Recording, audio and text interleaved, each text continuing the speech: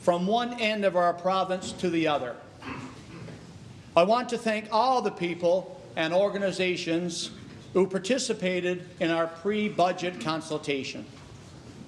You were engaged, informed, and passionate about the future of our province.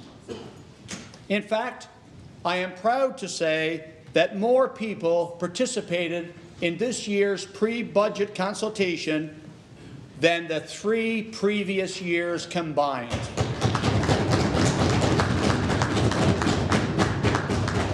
Speaker, if I may, I'd like to thank the residents of my own district of Bonavista for their patience with me.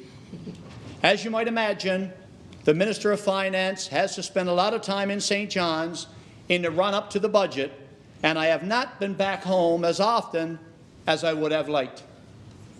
I certainly look forward to spending a lot more time in my district once we have concluded the budget debate and the House recesses. And I would like to single out one particular constituent of mine, Mr. Mark Gray. He is a teacher and a phenomenal photographer whose artistry adorns our Budget 2026 cover. Thank you, Mark.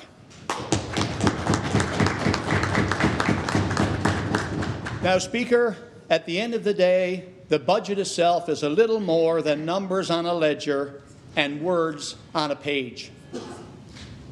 But what I want to talk about today in this speech is far bigger than any single document. It is the story behind the document, behind those numbers, and behind those words. So, let's tell this story, Speaker.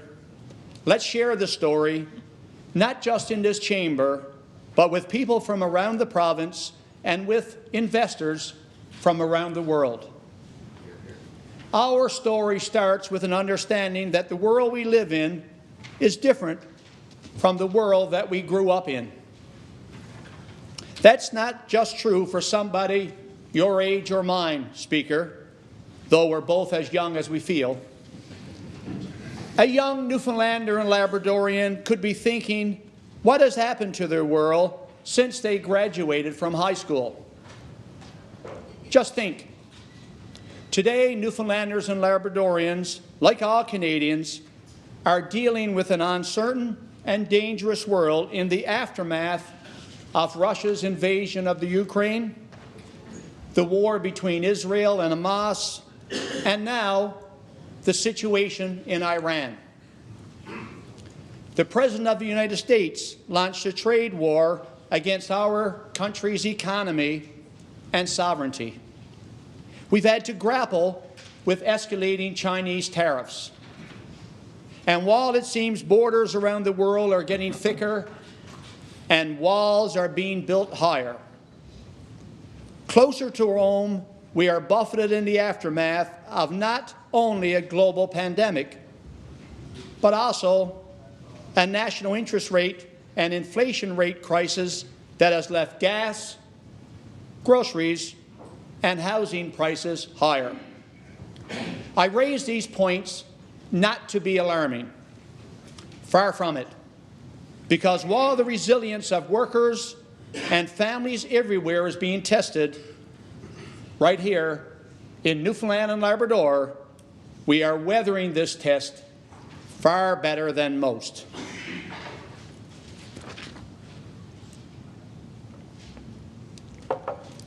Speaker, a budget is about numbers, so let's consider a few. Today, in Newfoundland and Labrador, our economy is growing faster with a 5.5% expected GDP growth. In fact, we now have the fastest growing economy in all of Canada.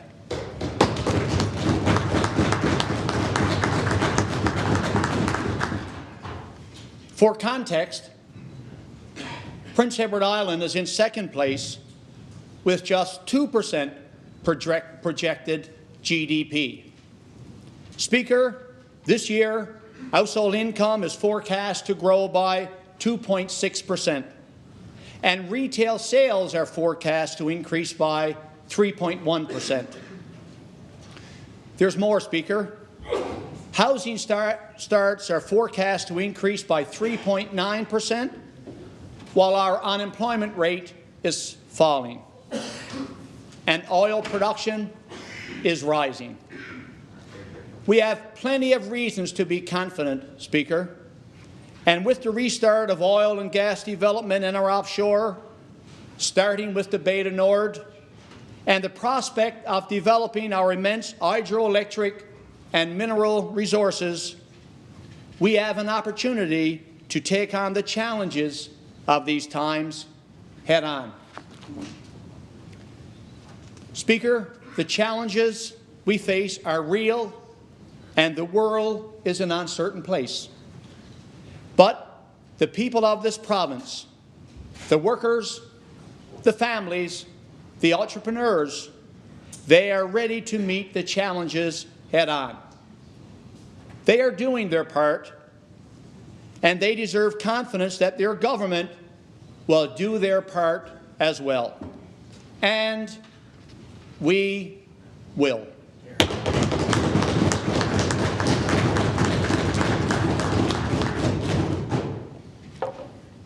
Budget 2026 is how we will do our part to create opportunity for all of us.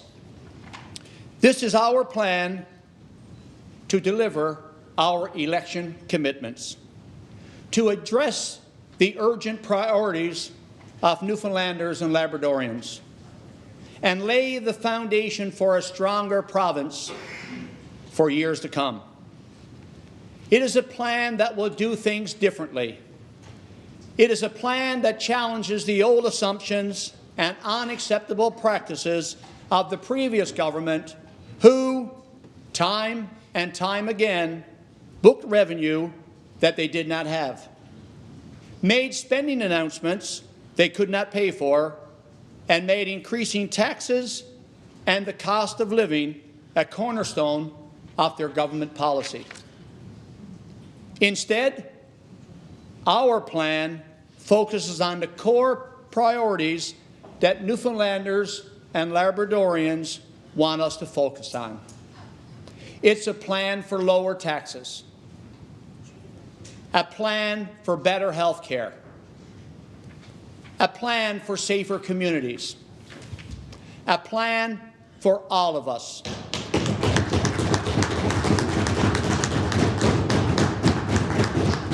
A plan to build, a plan for more jobs, and, of course, as part of consolidated estimates of the provincial government, I am proud to stand here today and declare with confidence it is a plan for the future.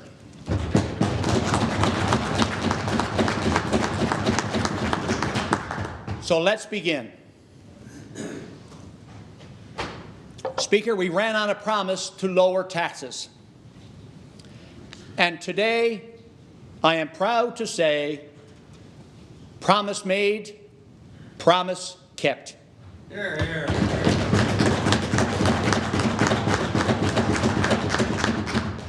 Our plan puts more money in the pockets of Newfoundlanders and Labradorians. You know how to spend your money best. Is there a cost to doing this? Yes, there is. But as the Premier has said, we're going to help more Newfoundlanders and Labradorians balance their personal budgets first and only turn then to the government for its budget. That is what we were elected to do. And, Speaker, we have already begun. Just over 3 weeks ago, our caucus was proud to vote to permanently lower the gas tax in our province. That is 8 cents per litre gone. This reduction will save consumers $67 million annually and makes our gasoline tax the lowest in Canada.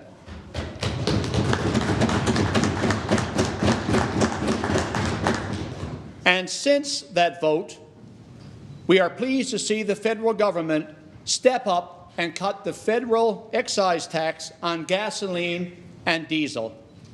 The Premier was an early mover here in writing the Prime Minister months ago to call for this move. Now that the federal government has responded, we thank them for delivering this badly needed relief. Speaker, cutting the gas tax is a good start, but it's just a start. The core of our plan is a tax cut for every single taxpayer in the province. Every single one.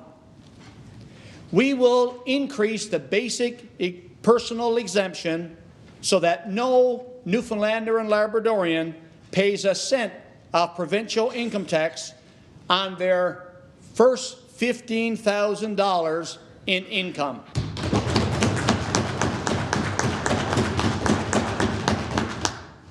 This is the highest personal exemption in all of Atlantic Canada.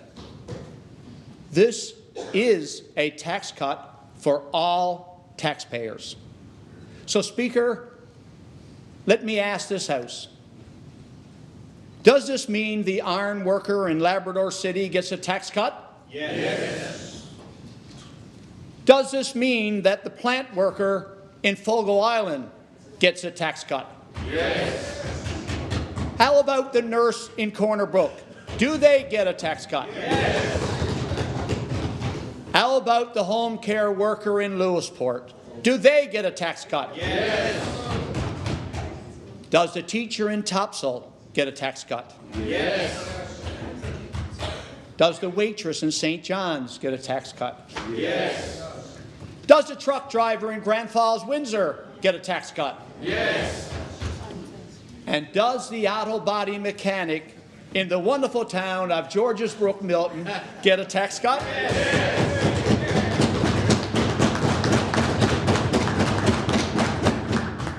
You bet they do. They all do. But, Speaker, we're not stopping there. As part of our plan to lower taxes, we are reducing the small business tax rate to 2% effective January 2026, dropping to 1.5% in January 2027, and dropping even lower to 1% in January 2028.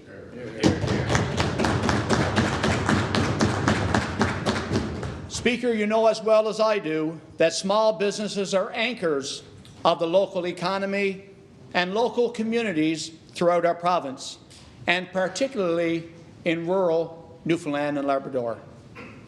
The members who vote for this budget will be voting their confidence in these small businesses and help more entrepreneurs chase their dreams, open those businesses, build their expansions, and hire those extra workers. In addition to lowering taxes for small businesses, we are establishing a red tape reduction office to help reduce the regulatory burden, making things easier for individuals and businesses. What do you say, Speaker? Let's do our part to help these small businesses owners succeed. At the same time, we know that tax cuts alone won't solve this challenge for people who are struggling to make ends meet. They need additional supports, and they need more supports now. Low-income seniors and families are hit particularly hard by a rising cost of living. They deserve additional targeted support that will help them make ends meet. Speaker, that is why, as part of our plan, we are also increasing the Newfoundland and Labrador senior benefit by 20% effective July the 1st. Here, here.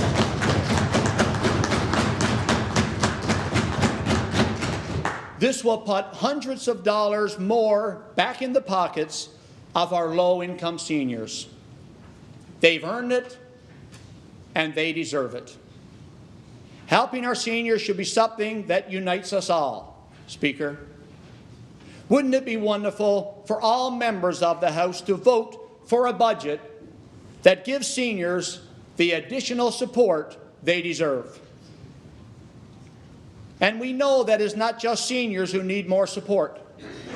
Too many low-income families with children are also struggling with the rising cost of living. And too many families remain on the outside, looking in at the very programs designed to help them. Speaker, I'm sure we can all agree that a dollar invested in children is a dollar well spent. That is why we are expanding eligibility for the Newfoundland and Labrador Child Benefit so that the families of 3,000 more children qualify.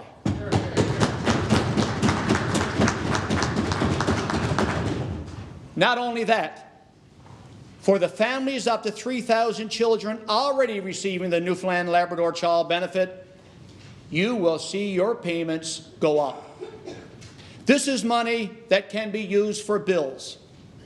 This is money that can be used for groceries, which have gone steadily up here, as they have across the country. Let's pass this budget and give thousands of more children the support they need. This measure will increase economic security for young families throughout the province. Every additional dollar that we save Newfoundlanders and Labradorians will help. But, Speaker, the first rule of any government in tackling the challenge of rising grocery prices should be do no harm. As Canadians struggle with growing prices, let none of us forget that the only government in all of Canada who introduced a tax hike that was designed to increase grocery prices was the Newfoundland and Labrador Liberals when they introduced their sugar tax. Well, Speaker, while the Liberals designed taxes that increase grocery prices, we're proud to be the government that gets rid of them. We have introduced legislation to repeal the Liberal sugar tax once and for all.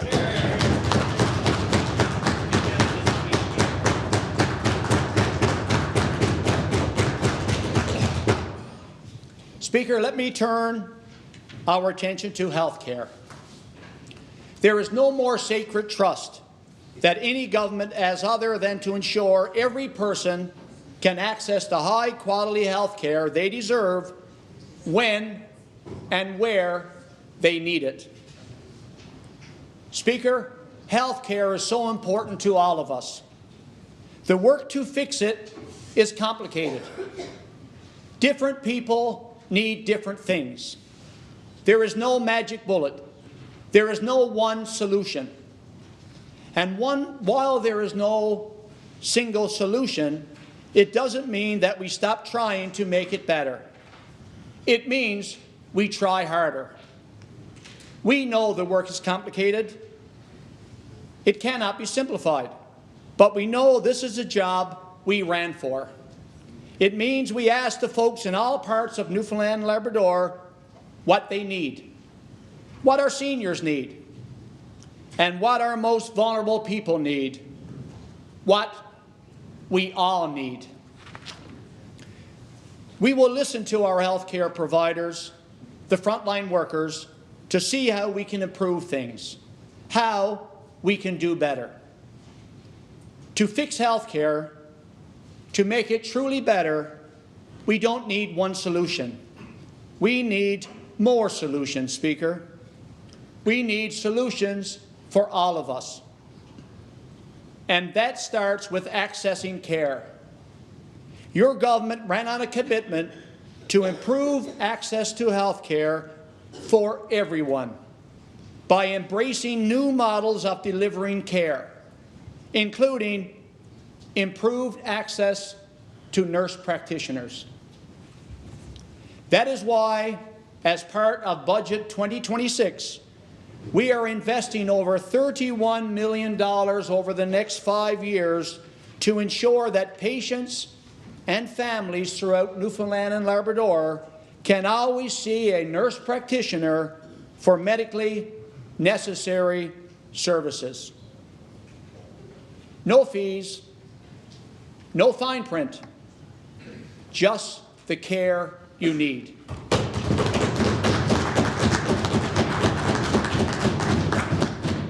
We are making the investment because no Newfoundlander and Labradorian should ever have to pay for primary health care, whether that is in Labrador or in rural parts of the island. Under the leadership of the Minister of Health and Community Service, our commitment is simple. No matter where you live, no matter how rural, no matter how remote, we are going to step up to be there for you and your family with the support that you need. Speaker, we recognize that specialized health care cannot always be delivered to the doorsteps of all Newfoundlanders and Labradorians. And when that is the case, no one in this province should have to foot the bill for medically necessary travel costs. Experience in a medical emergency or other health issue can be frightening, Speaker. Nobody in this province should also have to shoulder the burden of wondering if they can afford to get themselves or their loved ones to the care they need during such a stressful time. And that is why, through our Medical Transportation Assistance Program, we are helping to reduce the financial barriers for residents who must travel for specialized, insured medical services not available in their region. This budget provides complete 100% coverage of eligible transportation costs for these services. Let's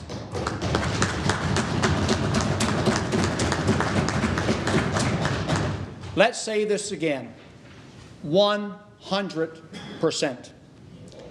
That is an additional $28 million investment over the next 5 years, Speaker. And I would say the families and patients in Labrador and rural parts of the island are worth every single nickel.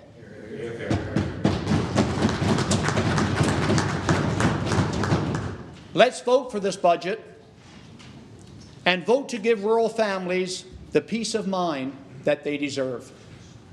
Speaker, Newfoundlanders and Labradorians should have access to better health care, especially when it already exists in their own communities.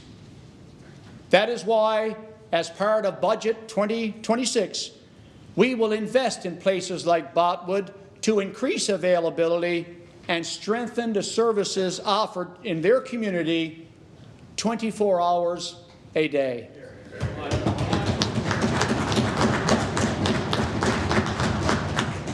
And communities like Grand Falls, Windsor, where the Lionel Kellen Hospice will receive more operating funding to deliver compassionate end-of-life care to residents and families in central Newfoundland.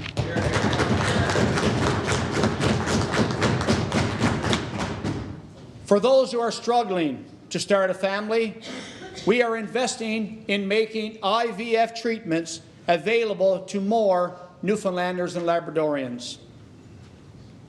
And to ensure that operating rooms run more smoothly, we are hiring 7 new anesthesia assistants. Speaker, our plan for health care is also a plan to build. But even when it comes to building, I want Newfoundlanders and Labradorians to know that your government is going to do things differently than the government that came before us. The number of unfunded announcements the Liberals left in the province's fiscal plan is, to put it frankly, unconscionable. What would you have to be thinking, Speaker, to announce a new hospital on Kenmount Road costing in excess of $10 billion without allocating a single dime to pay for it? Announcing major projects without a plan to pay for them? It just doesn't make sense. Speaker, it's as simple as this. We ought not to spend money without a plan. And that will not be the approach of this government.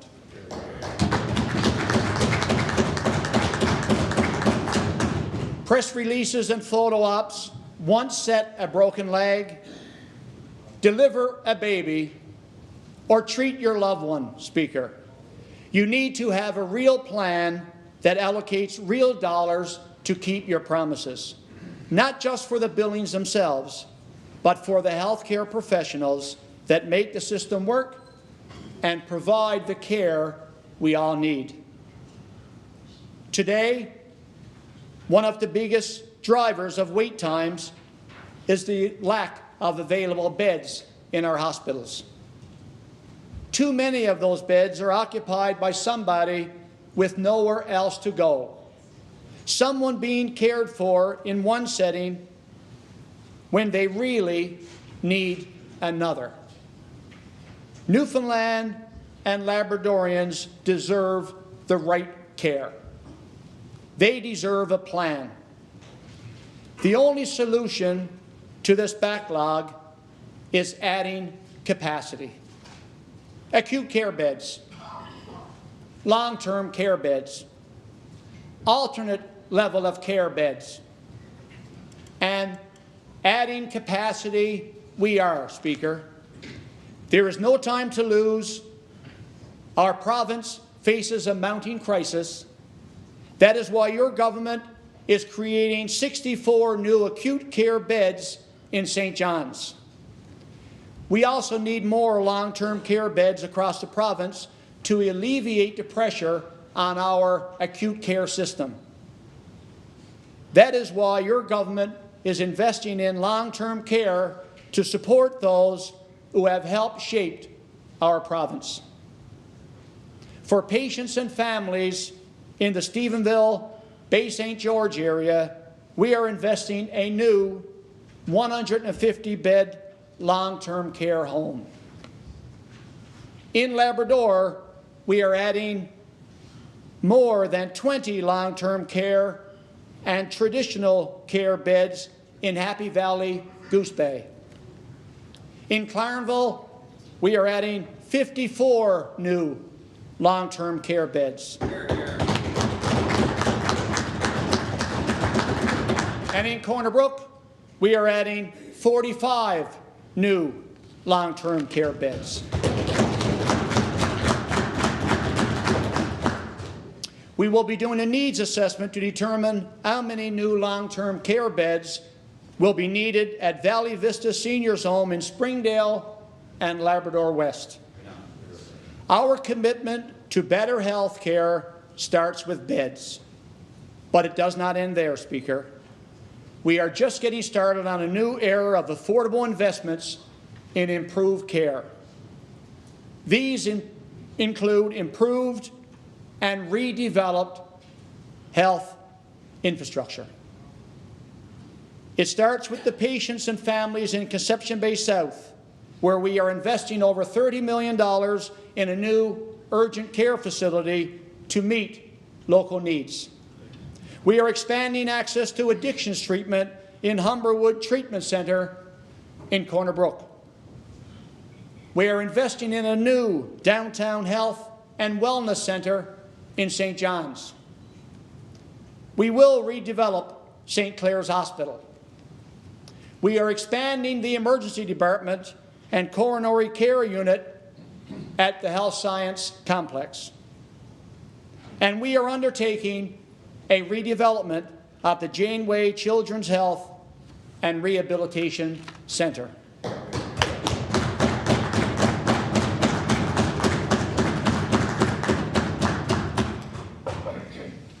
Speaker, it does not stop there. New beds and new facilities are just part of the solution.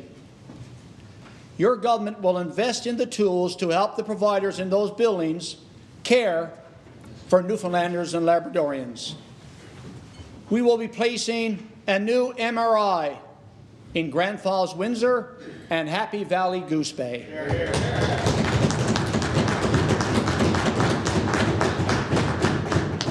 With 2 more MRIs to come in the future in other locations.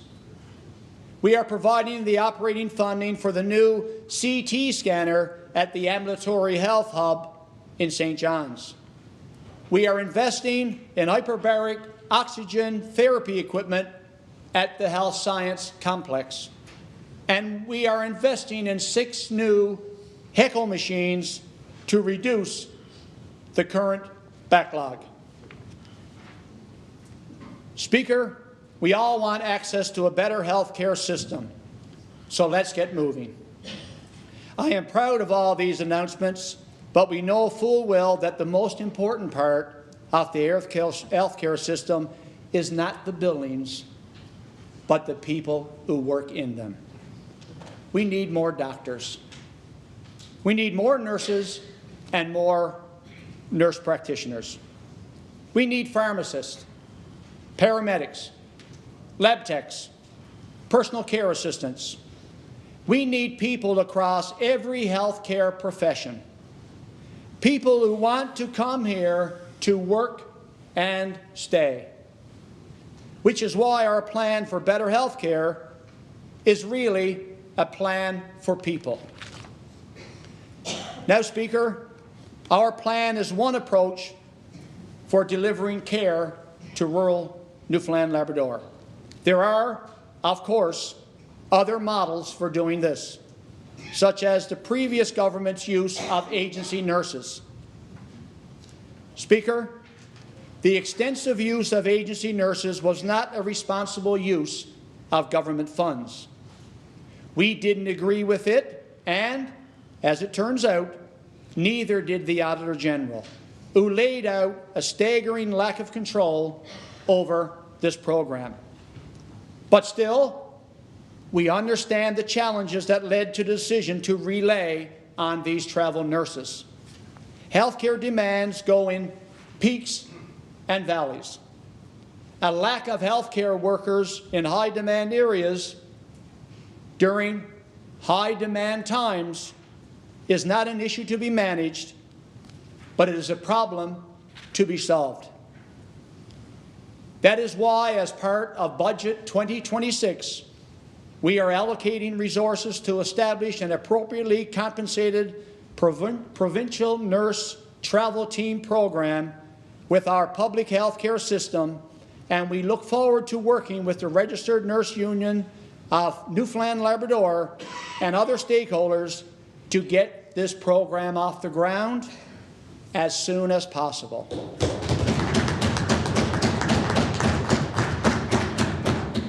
Speaker, we also look forward to the results of the Nursing Core Staffing Review that is currently underway. This government is committed to a phased implementation plan that will provide modern staffing levels that are based on evidence. This means that we can have the right number of nurses with the right skills in the right places, and this will improve access and workplace safety for all of us. Speaker, we are building a stronger health workforce through support for enrollment in nursing programs, along with supports for the nurse practitioner clinical placements. We will grow local expertise to improve access to care in all regions. This budget gets us there.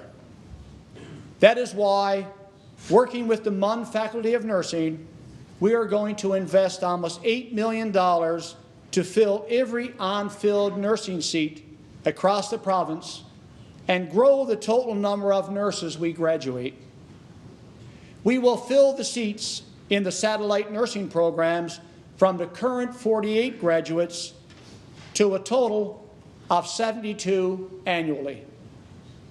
And we are beginning work with the Faculty of Nursing on a plan to expand the number of nursing and nurse practitioner seats at the university as well.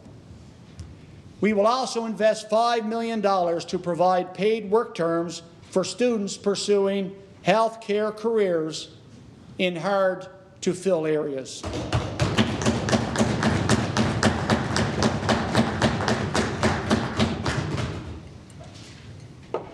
Speaker, we will invest in new doctors.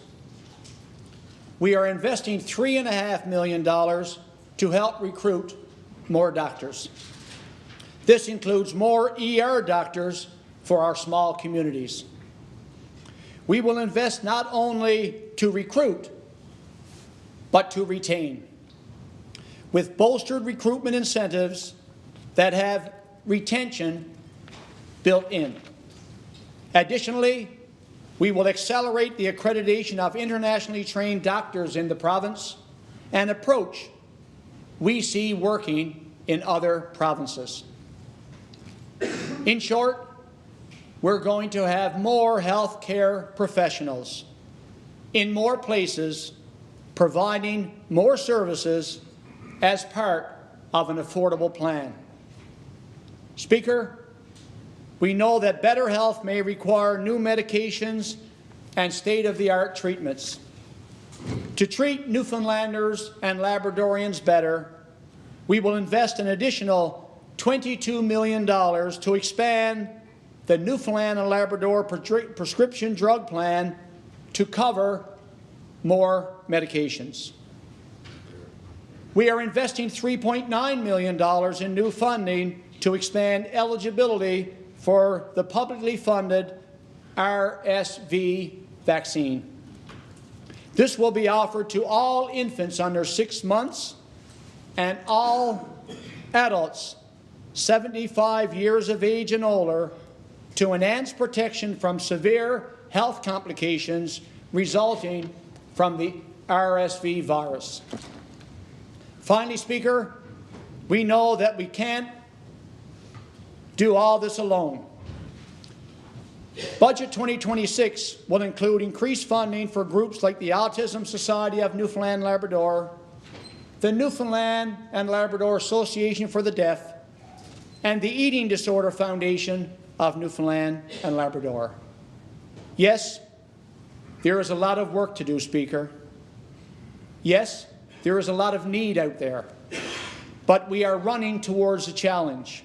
And I ask, who else here in this chamber supports making these investments in better health care?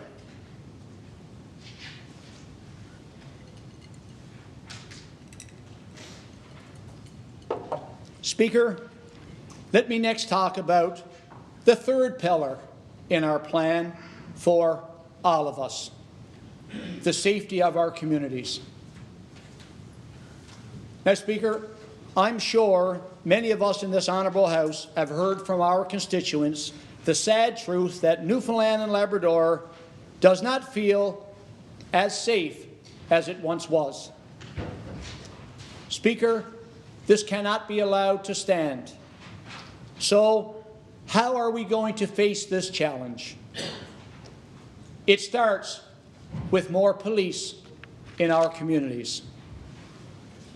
I would like to begin by thanking the hard-working members of the RNC and RCMP for all that they do to keep us safe.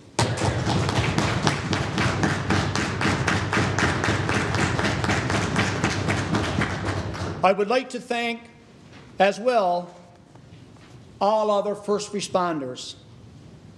Together, they have always been there for us, and we will be there for them.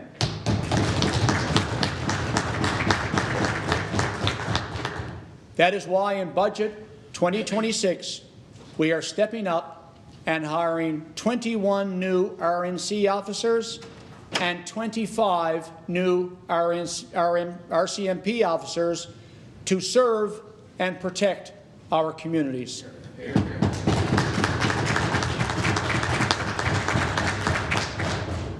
Of course, police are just one part of our justice system. Our Crown attorneys are an essential part of the system as well, and I extend my appreciation for their incredibly hard work and contributions. While their workload has continued to increase, their workforce has not. We're going to fix that by hiring 6 new Crown attorneys and 8 additional support staff. And under the leadership of the Minister of Justice and Public Safety, we are going to give our Crown attorneys the resources they need to do their important work in the administration of justice.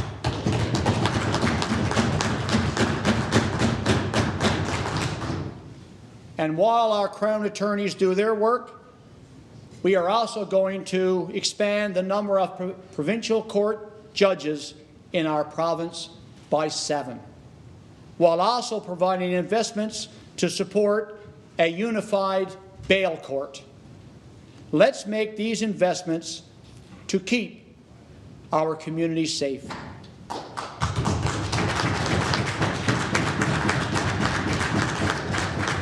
Speaker, again, this must be a whole-of-government effort.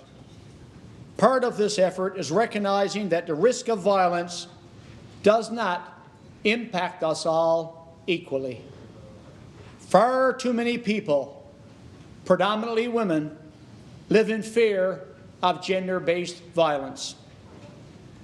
We must do a better job to protect them, support them, and keep them out of harm's way. That is why we'll be making an investment of approximately $8 million this year to support networks, trauma-informed services, violence prevention initiatives, education and awareness activities, capacity building for organizations that work with women, girls, and Indigenous groups, gender diverse people, and community-led prevention programs. Simply put, we would all like Newfoundland and Labrador to be a province where gender-based violence is eradicated.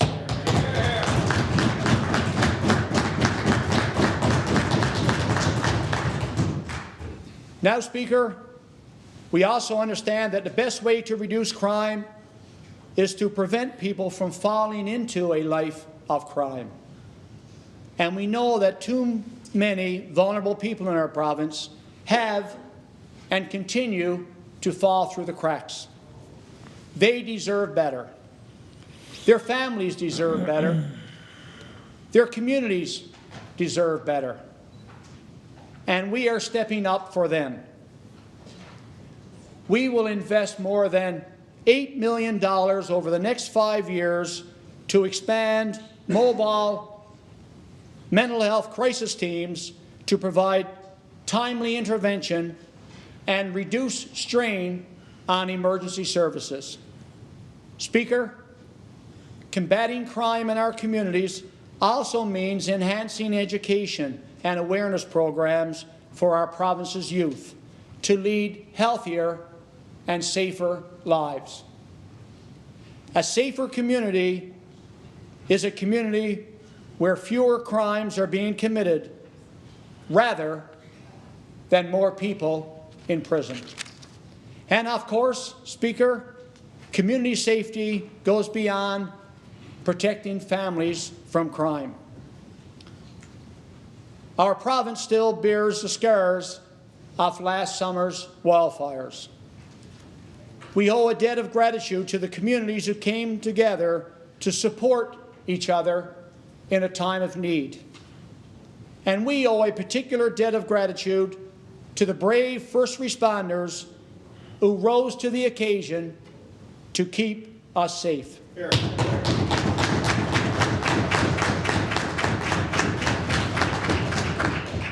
As part of Budget 2026, we are also going to invest in more wildland firefighters, those who are on the very front lines of the battle. They deserve more help. And I'm here to say that help is on the way. we will be hiring an additional 25 wildland firefighters right away, with 25 more to come.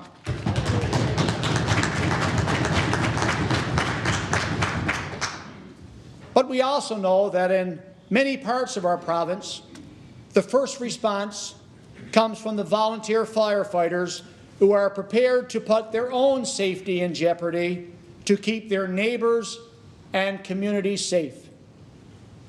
They represent the very best of the Newfoundland and Labrador spirit, and we are going to be there for them.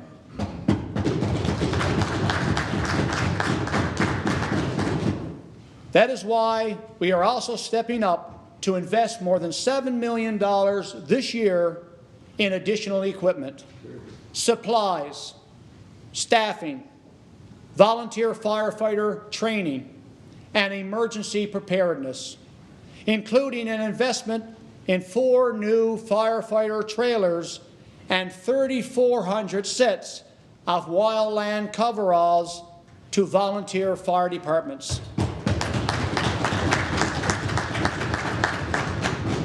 Speaker, I'm proud to take a step further.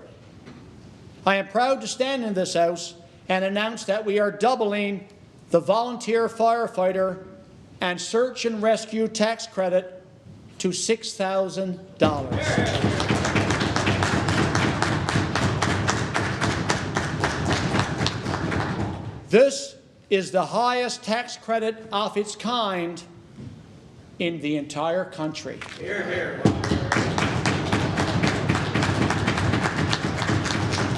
Speaker, we know the damage that these extreme events, from climate change and other sources, can cause to our community. And it is up to us to pull together and show resilience. For the people of Conception Bay North still recovering from last summer's devastating fires, we will be there for you. And if I may single out a fellow member of this House, let me tell you that the honourable member from Carbonear, Trinity Bay de Verde, has been tireless in advocating for his community to ensure that your government steps up and does its part.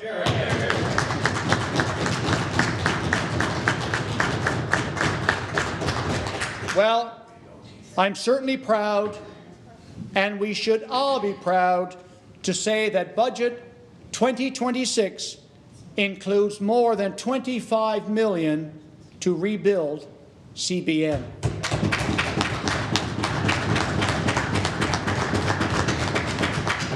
Riley, you can go back to your constituents and let them know we will be there to help at every stop of the way. Recovery, of course, is about more than just rebuilding. It is also about resilience. We must learn the lessons of the past in order to protect ourselves from the crisis of the future. That is the approach we are taking in our wildlife response. And it is also the approach we are taking in the response to extreme flooding events like what we have seen in Badger and elsewhere. That is why your government is investing over $2 million to improve flood modeling and mapping for those communities most vulnerable to river and coastal flooding. This funding will be used to create flood risk maps for the Burin Peninsula, Grand Bank, Lameline, Marystown, Point of Gall, Rushoon, and St. Lawrence, and other areas at risk of flooding. The enhanced mapping will directly contribute to safer, more resilient communities by improving preparedness for floods, hurricanes, and other natural disasters. It will empower coastal regions with better tools to understand risk, protect infrastructure, and safeguard lives.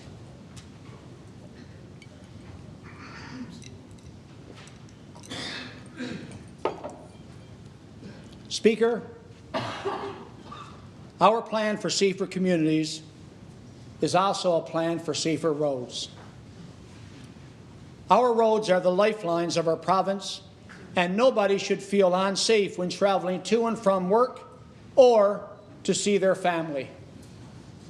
Whether the risk is from brush, moose, or record snowfall, we will make our roads safer. We're the government that brought back 24-hour snow clearing, and now we're going to expand it. Over the next 5 years, your government will invest more than $15 million to maintain 24-hour snow clearing services on the 14 busiest roads, and will identify more routes to add next winter and beyond. And we're going to dedicate an additional $3.8 million in moose fencing in higher risk areas to keep more drivers in more regions safe.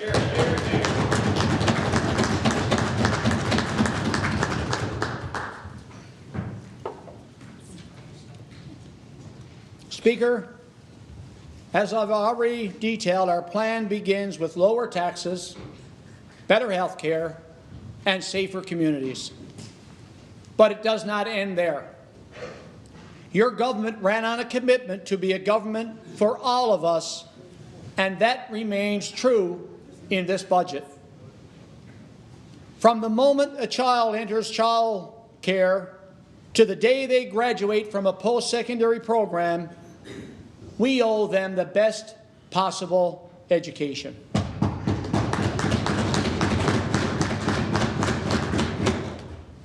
In our short 6 months since forming government, we have added over 200 child care spaces. Budget 2026 includes more than $33 million to support child care spaces, including the establishment of approximately 1,200 spaces, which are now in progress, and the creation of an additional 400 child care spaces. And I am proud to say that we are committed to continuing the $10 a day child care program.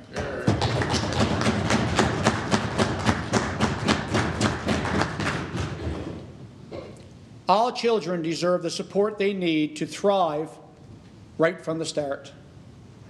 That's why we're investing more than $3.6 million to increase inclusion supports in child care services across the province. As soon as our children enter the classroom, we need to do more to ensure that they have the supports they need. As a retired educator myself, this is something that I am passionate about. Teachers are vital to this work, as are student assistants. That is why Budget 2026 includes almost $625 million for educators and the teaching and learning assistants. That's a $28.9 million increase. This increased funding will support the addition of 94 teachers and 20 teaching and learning assistants to the system. After a student graduates from high school, they should have options. Some may choose university. Some may choose the college system. Some may choose to take up an apprenticeship or other path into an amazing career in the skilled trades.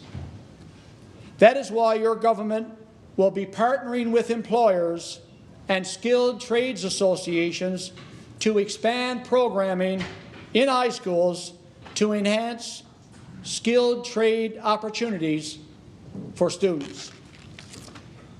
We will be there for our province's students.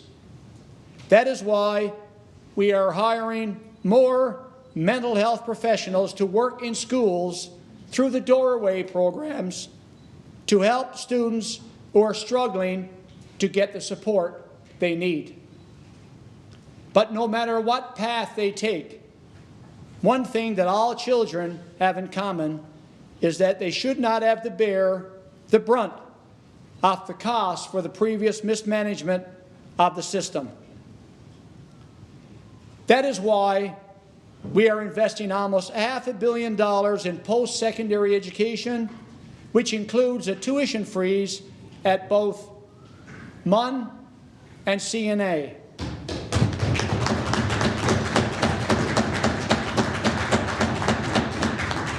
This will begin in the fall of 2026, so students have access to high-quality post-secondary education in Newfoundland, Labrador.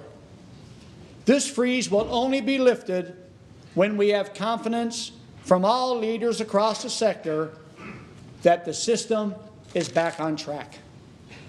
Speaker, we also hold a commitment to our seniors. Newfoundland and Labrador seniors have raised families, built businesses, sustained communities, and protected our culture.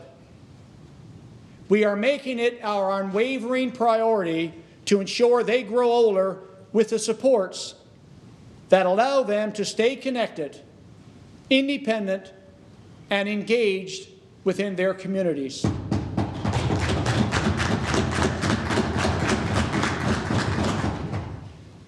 When we invest in a senior to live in comfort and dignity, we are taking care of the people who once took care of us.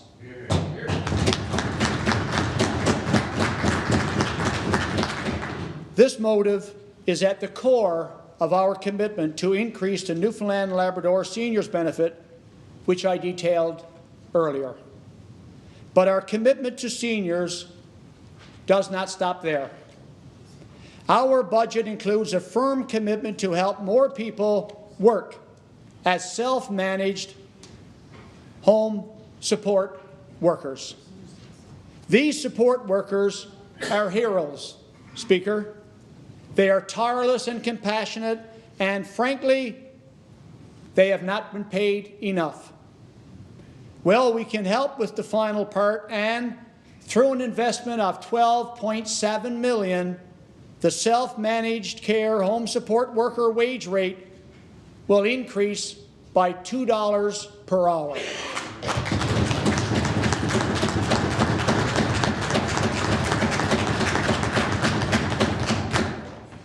Budget 2026 will also include $4.9 million to support personal care homes in continuing to provide quality care to individuals in communities across this wonderful province. This includes a subsidy increase of 2% for inflationary support and a wage increase rate of 85 cents per hour for direct care staff. Budget 2026 provides $2.7 million to expand enhanced dementia care and rehabilitation and restorative care in those personal care homes. Speaker, while we address the specific needs of our province's seniors, we also know that poverty does not discriminate. That is why this budget also includes meaningful investments to reduce poverty across Newfoundland and Labrador as part of our comprehensive 10-year poverty reduction strategy, through which we intend to bring Newfoundland and Labrador's poverty rates to the lowest in the country.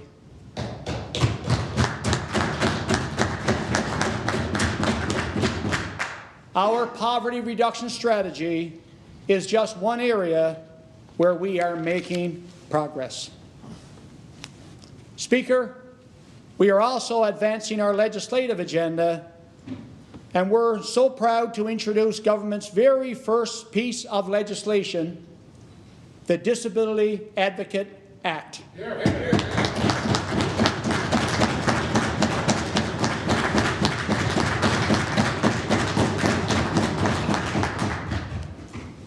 This will be a statutory office of the House of Assembly, created in partnership with persons with disabilities, which will work to strengthen supports for the broader disability community through meaningful engagement and collaboration.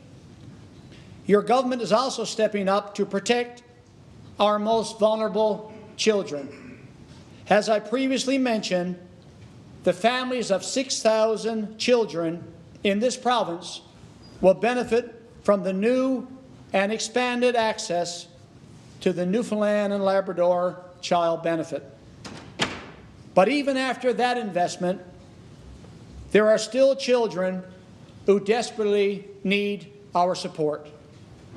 Your government will support keeping families together, and when that isn't possible, we will ensure that children are cared for in a family-based setting. Adoptions and foster care are a start. We will double the number of adoptions completed this year. We have already implemented new adoptions training program for staff and introduced 4 new social work positions to focus on these efforts. We are proud to be investing $8 million to enhance financial support to foster families and kinship care providers, supporting the people who open their homes and hearts to children and youth. This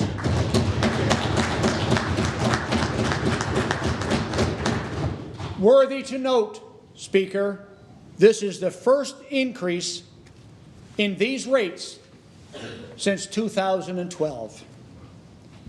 We are also working to increase the number of regular foster families. This year we will launch a new foster parent recruitment campaign. We have also established a dedicated province-wide team who are actively processing foster parent applications and have implemented a new foster parent training policy to support foster parents and kinship carers in their roles. We are also improving financial processes to support families better. We will continue to work with the federal government to increase support for Innu children, youth, and families as we look to the conclusion of the inquiry respecting the treatment, experience, and outcomes of Innu in the child protection system. We are mindful of our responsibilities under the principles of reconciliation to work with Indigenous governments and organizations, the federal government, and other partners on issues of importance to Indigenous peoples in this province.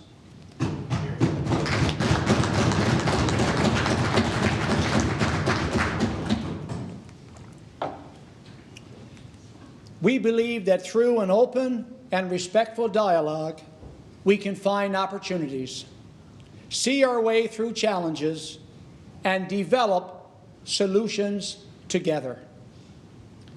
A good start will be living up to our obligations under Jordan's Principle and ensuring that Indigenous children in this province have access to services and supports.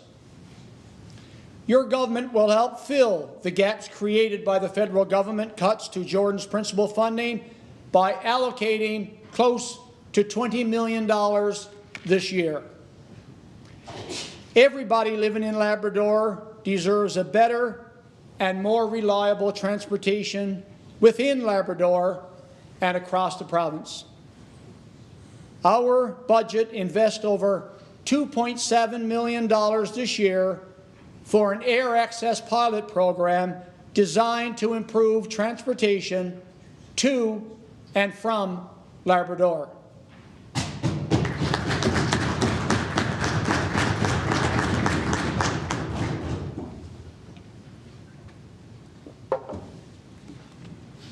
The Labrador Winter Trail Program system is critical for communities not connected by roads. The trails are their roads. That is why we are doubling our funding for operating and maintaining those government-managed local trails with a $1.1 million investment. Indeed, a core principle of our budget is recognizing that every part of our province has distinct needs, and this requires a region-by-region approach to support growth and help rural areas thrive.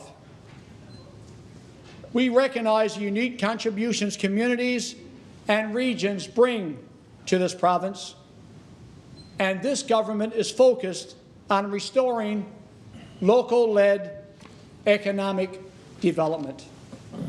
Your government will continue to partner with municipalities through municipal operating grants, funding from the provincial gas tax, the Community Employment Enhancement Program, and special assistance grants.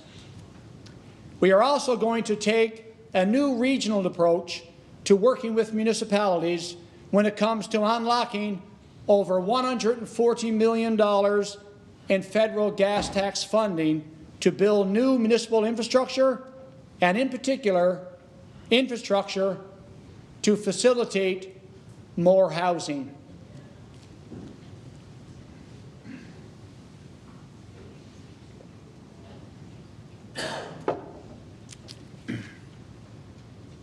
Speaker, with cost increasing and a shortage of attainable housing, our province needs to get building, and we need to get building fast. Your government fully accepts the Auditor General's recommendations around the previous administration's failure with the Newfoundland and Labrador Housing Corporation. We are taking action to implement them in this budget. Your government has set the ambitious goal of thousands of new homes over 5 years. This will require us to work with all levels of government, community partners, and industry. We are investing $31.1 million over 3 years in construction of new social housing.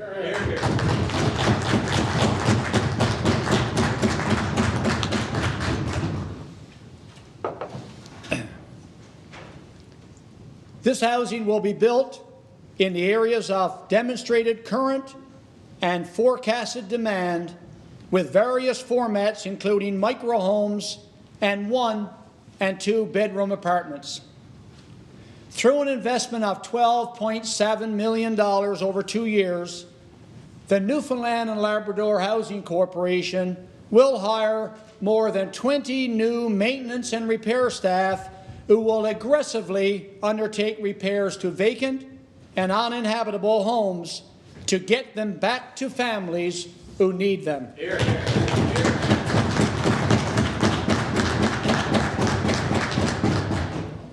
After years of advocating for the seniors in Labrador West who desperately deserve housing, your government is also investing $10.5 million to support Labrador West in their application to the federal Build Canada Homes Initiative for the construction of new housing for seniors.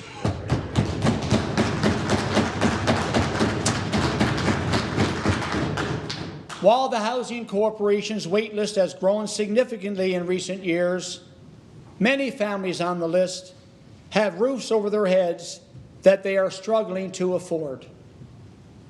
The Canada, Newfoundland and Labrador Housing Benefit is a means of helping these families afford rent. Our budget introduces an investment of $4 million annually to increase the number of available benefits by approximately 500 each year, which will reduce the current wait list by approximately 20%. Hear, hear.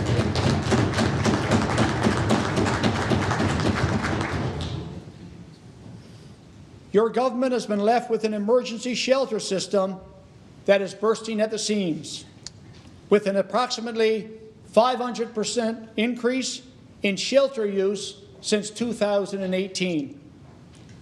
This year's budget features $23 million to correct years of underfunding. We know we need to do better with our shelter system, not only from the management and funding perspective, but also from an operational standards perspective.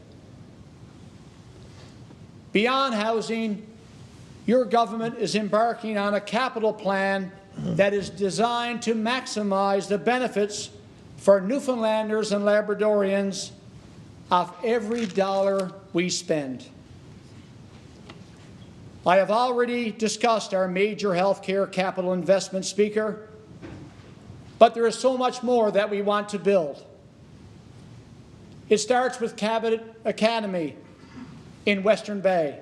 Speaker, I want the local community to know that we will rebuild that school.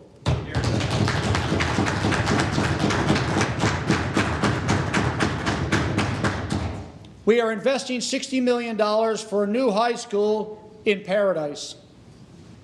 We are investing millions more to expand École Boreale in Happy Valley Goose Bay, Pasadena Elementary, and St. Teresa's here in St. John's.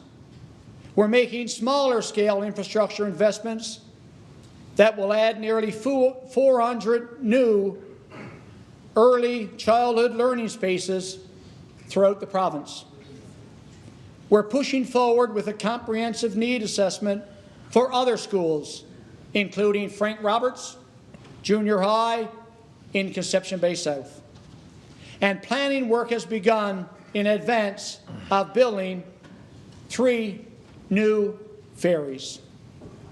Currently, we are evaluating bids for a new swing vessel, a campaign promise made by your government. We are also partnering with industry to grow the shipbuilding sector right here at home, laying the groundwork for ferries to be built in Newfoundland and Labrador in the future.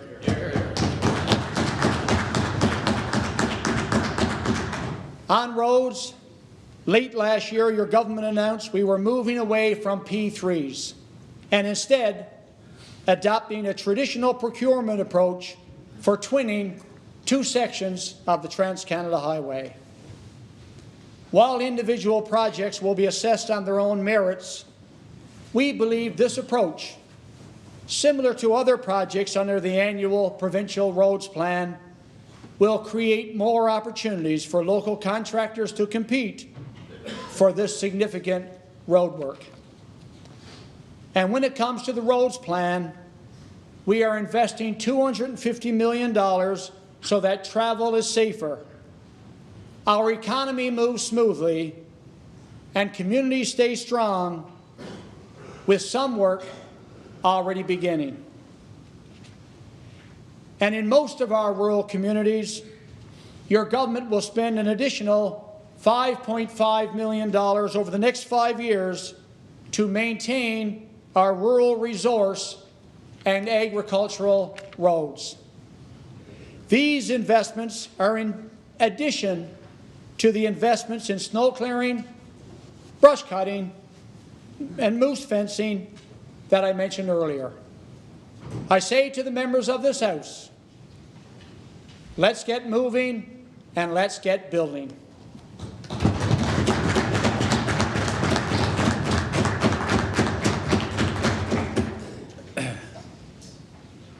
Speaker, our province is ready to build because Newfoundlanders and Labradorians are ready to work. And let me say it here, plainly and on the record, your government knows that Newfoundland and Labrador's trades workers are the best in the world.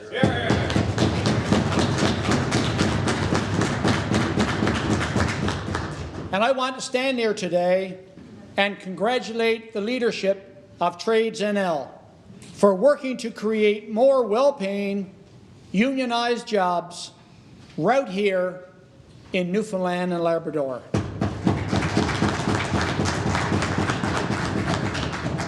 Our capital plan is a plan for trades jobs, for roads, for schools, for healthcare facilities. Our infrastructure plan is a plan for trades jobs. That's why we are so determined to get money, including federal money, into workers' pockets. Speaker, our plan for Beta Nord is a plan for trades jobs. Hear, hear, hear.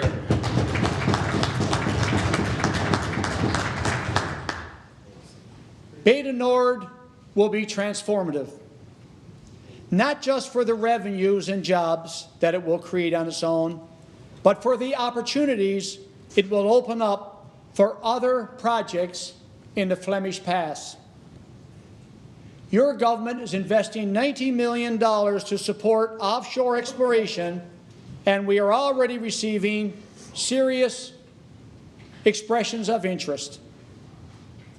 Deep water drilling is the frontier of energy development, and with Equinor and our other partners in the private sector, Newfoundland and Labrador is ready to be at the forefront of that revolution. But, Speaker, it's not just a short-term boom and bust jobs off a single offshore project. As part of our new Beta Nord deal, we have leveraged $200 million investment from private sector towards the construction of a new floating dry dock and kickstart a brand new, long-term, sustainable maritime maintenance and repair industry.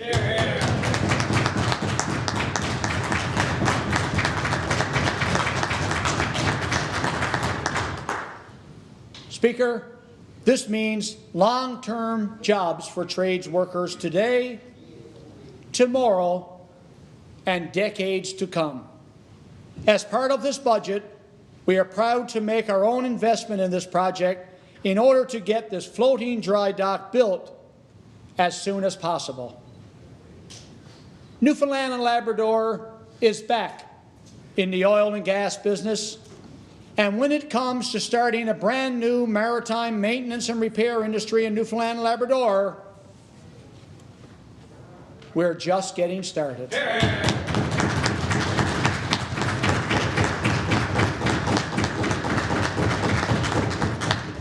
Speaker, your government is also all in on defense.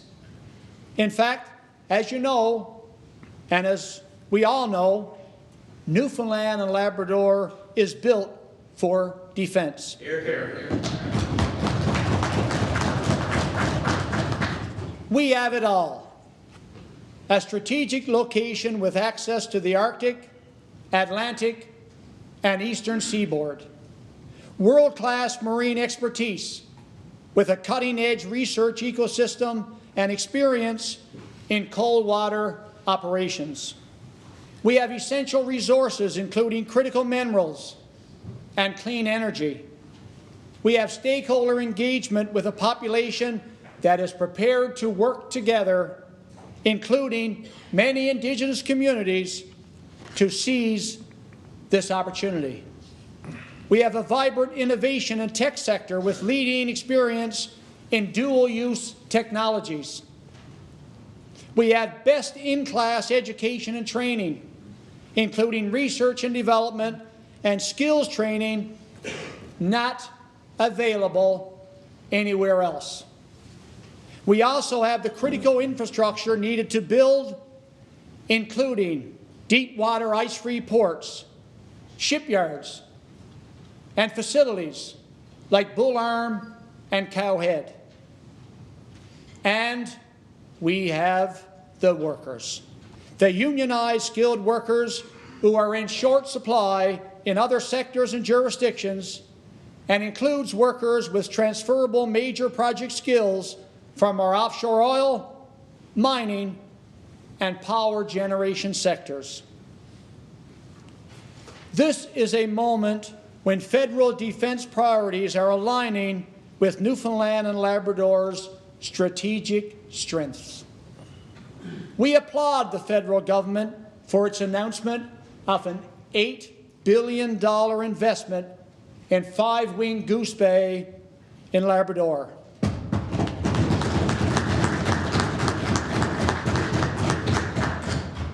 We look forward to hearing more details on that one in the very near future. And we are going to be active and out there working with all the businesses in the defence and defence-adjacent sectors to make the case for Newfoundland and Labrador. This will be an all-of-government effort. We will go where opportunities are, and we will leave no stone unturned. And, in fact, we will be launching a new advertising campaign to ensure that Newfoundland and Labrador's many strengths are well known throughout this great country of ours.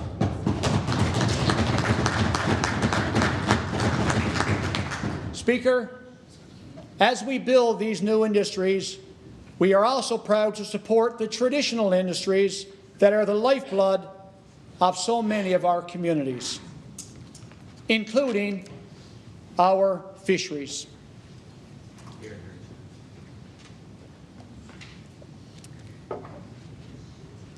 Your government created a standalone Department of Fisheries and Aquaculture, putting a greater focus on growing our traditional fishery, recognizing the potential of aquaculture, and strengthening the industry, supporting rural jobs and long-term economic growth. Hear, hear, hear.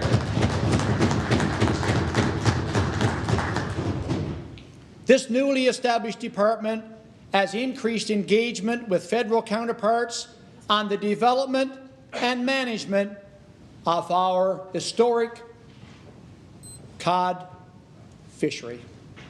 And Speaker, there is no doubt that an increased provincial role in the management of our cod stocks will be a positive step forward. Cod now has the largest spawning biomass of any cod stock in the world at 540,000 metric tons. We have made significant contributions towards developing a modern cod fishery that will once again become the pillar of our province's fishery and overall economy. Cod has been a staple of our diet and culture for centuries. We have an opportunity to introduce greater flexibility to our food fishery scheduling, including an expanded season and additional fishing dates, which would allow people to fish in safer, more favorable weather conditions. This will also help address cost of living pressures. Speaker, just last week we heard some news that many of us have been waiting decades for. Over 30 years after the near collapse of the northern cod stocks and the moratorium, stocks have recovered to the point that northern cod has now entered the process of being certified by Global Marine Stewardship Council for having had a full ecological recovery. Speaker, we are sitting on the edge of the greatest comeback story in the history of global fisheries. Today, we are calling for the federal government to work with us in expanding the fishery to 7 days a week over the summer months and help reclaim part of our fisheries heritage. Hear, hear, hear.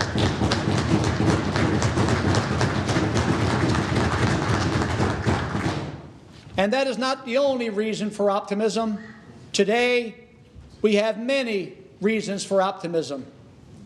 Let me stand here in this chamber and say how happy we are all that the 2026 snow crab fishery is underway and the boats are on the water.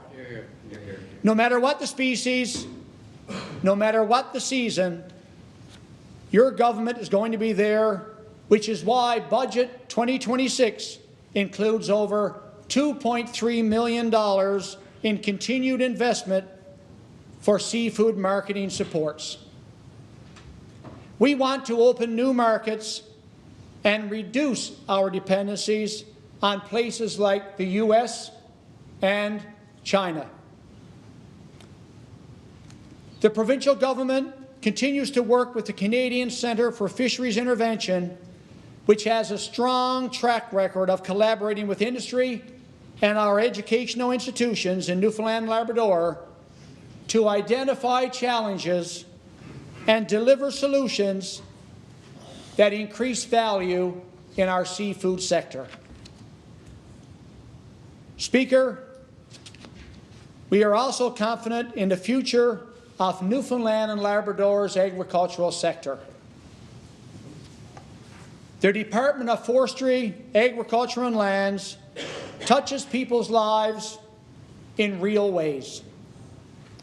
From the land we farm to support a growing agricultural sector, to the forests we protect to ensure safe communities, our renewable resource sectors and the jobs they support help sustain rural Newfoundland and Labrador. It is more important than ever that we invest in food security and self-sufficiency that protects our supply chains. That is why your government will be making an additional 330 acres of land available for farm development. Budget 2026 also includes continued investment in the provincial agricultural equipment leasing program to improve access to $1 million worth of government-owned equipment and reduce operating costs for new and established farmers. Forestry remains a cornerstone of the provincial economy and workforce, employing nearly 2,000 people and contributing approximately $400 million to our provincial economy. We want to ensure that our forests are maintained and they maintain their value and benefit for industries, communities, and the people who rely on them. Our commitment is to strengthening the province's forest sector industry goes hand in hand with ensuring our rural economy continues to grow. As global markets evolve, we are working with industry partners to help modernize and diversify the forestry sector, recognizing its deep economic and cultural and regional importance to Newfoundland and Labrador.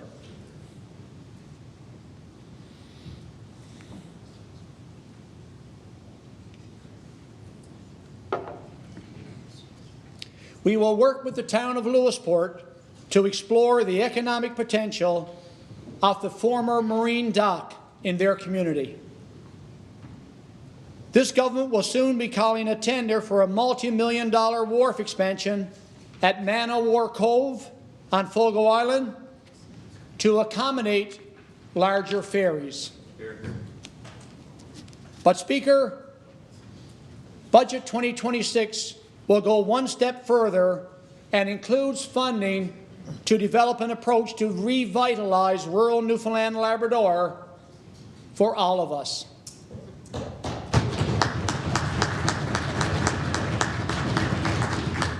This will be implemented region by region to ensure rural and remote communities are not left behind, and that the voices of those who know them best help shape the path forward. Your government will introduce a new provincial tourism strategy developed in collaboration with industry that will make us the tourism capital of Canada.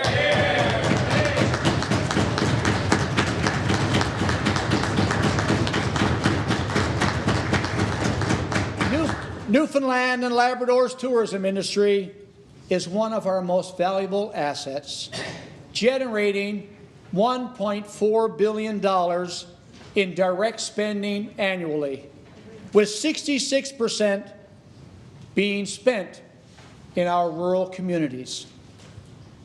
Tourism supports over 20,000 jobs and hundreds of small businesses located across the province.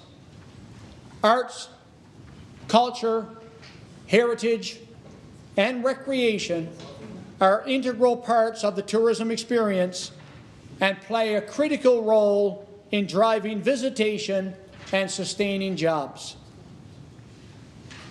In 2025, the industry continued to strengthen with a 4% increase in air and auto visitation and a 5% increase in non-resident visitor spending compared to 2024, demonstrating a strong momentum and confidence in the sector.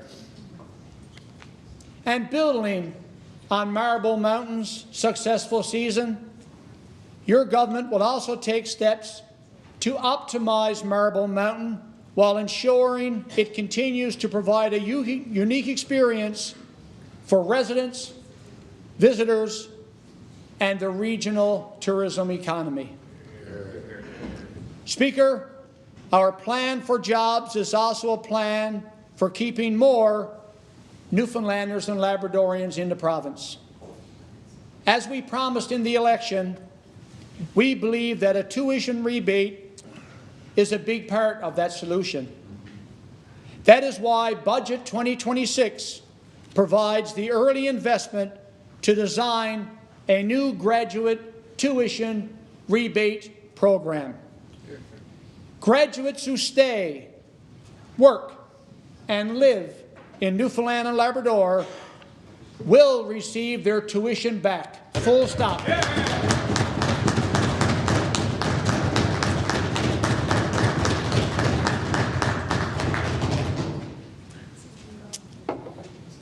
And when it comes to jobs, Speaker, let me be clear. The Premier, along with our entire government team, has always been clear on one thing. We will develop the Upper Churchill and Gull Islands.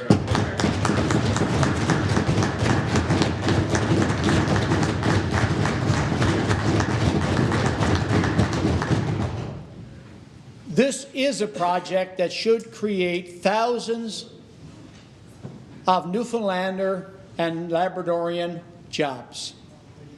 It will be essential to the long-term electrification of Labrador, and it will place Newfoundland and Labrador front and centre at the growing continental market for clean, green energy.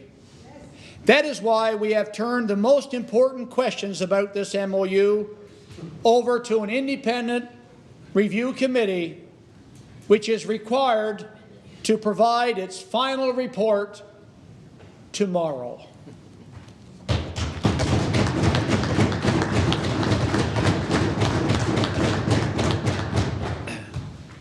Speaker, I wanted to introduce this budget before that final report is received so that we can focus on today's reality, not tomorrow's potential as it pertains to the Churchill River. For the concluding 2025-2026 fiscal year, the province ended up with revenues of $10.7 billion and expenses of $11.4 billion. The result is a deficit of $729 million, down from our projected deficit of $948 million but significantly up from the deficit projected by the previous administration. In 2026-27, this deficit is projected to be $688.5 million. While we pursue positive changes for them in terms of affordability, better health care and safer communities, I'm here to tell the people of this province that we also continue to plan for the future. We have a plan to save money to repay the province's debt while easing such burden on future generations.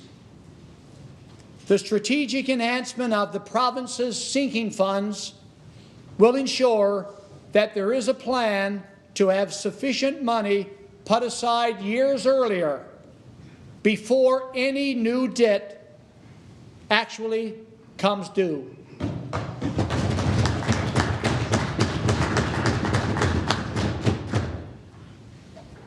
This, while also setting aside funds to repay existing debt for which there was no plan as to how it would be repaid. Creating these sinking funds will go a long way in bringing an end to the continuous refinancing of debts, only to be passed on to future generations. I say no more. Speaker, another part of our fiscally responsible approach, one thing that is not recorded in these numbers is any revenue from a deal to develop the Upper Churchill and Gull Island. As I just mentioned, your government will develop those resources, but until such a final deal is signed, it would be irresponsible to add any such hypothetical revenue to our province's books. But that, of course, is what the previous government did. It's like someone who has a really good job interview and then proceeds to go out and buy a car before they actually get hired. Let me be clear. Not a dime of assumed revenue from a Churchill Falls deal will be included on our books until a deal is signed.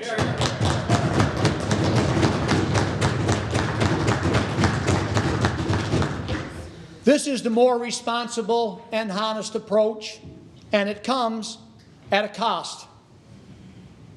Absent from hypothetical revenue, the numbers in our out years, in their current form, are bracing, and the deficit will grow. I am not going to sugarcoat it. Your government has inherited a serious fiscal challenge that will require time, effort, and energy to fix. We are confident in our fiscal framework's ability to pay for the commitments in this budget. And we owe it to the people who voted for us to follow through on our campaign commitments. We campaigned on the promise that we would not balance the province's books without first helping families balance their own. This budget takes great strides in helping the people of this wonderful province achieve that balance through lower taxes and numerous affordability measures. But make no mistake, we will manage the province's fiscal future responsibly.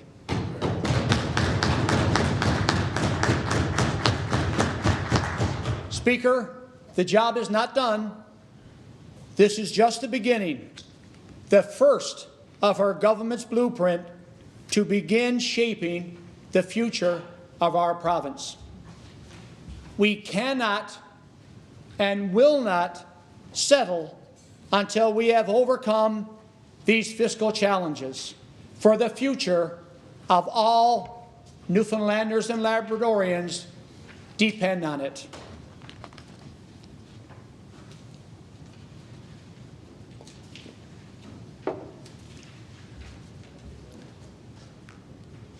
The other item I want to raise is, of course, the price of oil. Government revenues track against Brent crude oil prices, which have certainly been on a roller coaster ride. Speaker, predicting the next move in the Middle East or other geopolitical issues is a task I leave for others. I don't think many people expect oil prices to spend a prolonged period of time above $100 US per barrel or return to $60 US a barrel anytime soon. But the answer to this question is worth hundreds of millions of dollars to this province's books. The best we can do is turn to a consensus views of expert forecasters. In the preparation of this budget, we took the consensus view as of the start of April, which was $79 US per barrel. I would point out that as of April the 27th, the wholesale Brent spot price was $113 US a barrel, and forecasters are predicting $85 US per barrel. But for our part, we will continue to stay very prudent and fiscally conservative with our estimates of oil prices. Speaker, as I said at the very beginning of my remarks, our budget is a part of a remarkable story that is far bigger than any government and far bigger than the dollars and cents. It is a story of a province full of remarkable people coming together in the face of unprecedented challenges at home and abroad. It is a story of resilience, of optimism, a story for all of us. We have a lot of work to do. There are structural challenges in our finances, and there are a lot of people who are at risk of being left behind, who deserve real investments and real action now. But Newfoundland and Labrador is ready for a comeback, and that is the start, Budget 2026, of our comeback plan.